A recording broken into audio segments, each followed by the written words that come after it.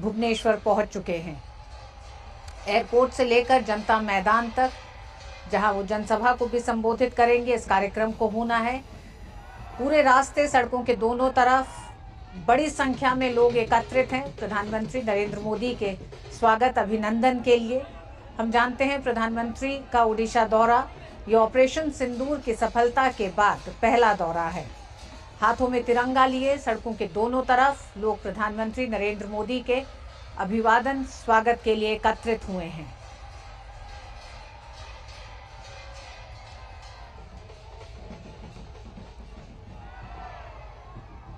इस पूरे रास्ते में जगह जगह प्रधानमंत्री नरेंद्र मोदी के स्वागत की तैयारियां की गई हैं। लोग उनकी एक झलक देखना चाहते हैं और आप दोनों तरफ सड़कों के देख रहे हैं कि किस तरह से लोगों में उत्साह है। प्रधानमंत्री नरेंद्र मोदी की तस्वीरें और तिरंगों के साथ पीएम मोदी के स्वागत के लिए मौजूद हैं। नीरज हमारे साथ जुड़ गए हैं। नीरज, चाहेंगे कि इन दृश्यों को आप अपने शब्दों में बयां करें। देखिए, बिल्कुल ऋतु, आप देख रहे हैं कि ये उत्साह बताता है कि उड़ीसा के लोग प्रधानमंत्री नरेंद्र मोदी को लेकर कितने उत्साहित थे। और आप देख रहे हैं कि 4 बजे के करीब प्रधानमंत्री उड़ीसा पहुंचते हैं, लेकिन 1 बजे के आसपास ही यहाँ पर जो लोग हैं वो एकत्र होना शुरू हो गए थे। ये रोड शो प्रधानमंत्री का शुरू हुआ है। आपको बता दें कि कलिंगा स्टेडियम है, वहां से ये रोड शो शुरू हुआ है और हजारों लाखों की संख्या में दोनों तरफ जो रोड है प्रधानमंत्री का स्वागत करने के लिए वहां पर मौजूद है। आप देख रहे हैं कि उड़ीसा की जो संस्कृति की जो झलक है वो इस रोड शो में दिखाई दे रही है। उड़ीसा के जो आदिवासी समुदाय के जो तमाम जो एक तरीके से हम कह सकते हैं कि जो डांसर हैं वो आपको अलग अलग तरीके से नृत्य करते हुए यहाँ पर दिखाई देंगे। और आप देखें कि 1 साल उड़ीसा सरकार को हुआ है और उड़ीसा सरकार ने जो तमाम वायदे जनता से किए थे जिस समय चुनावी मैदान में भारतीय जनता पार्टी थी, उन वायदों को एक एक करके भारतीय जनता पार्टी की सरकार है वो लगातार कोशिशें कर रही है, लगातार उनको पूरे कर रही है।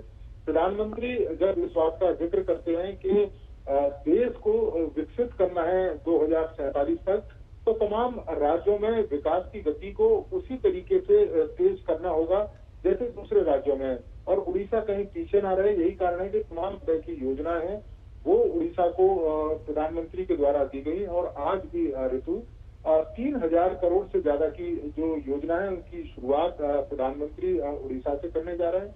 इसके साथ भी आने वाले समय में 2036 तक उड़ीसा कैसे विकसित हो और इसके साथ साथ जो उड़ीसा का जो विकास है 2047 तक भारत के विकास में किस तरीके की भूमिका निभा सकता है, उसको लेकर भी एक जो विजन डॉक्यूमेंट है वो प्रधानमंत्री प्रस्तुत करेंगे। और आप देख सकते हैं कि दोनों तरफ हजारों लाखों की संख्या में जो युवा हैं, महिलाएं हैं, बुजुर्ग हैं, वो प्रधानमंत्री का स्वागत करने के लिए इस समय मौजूद है।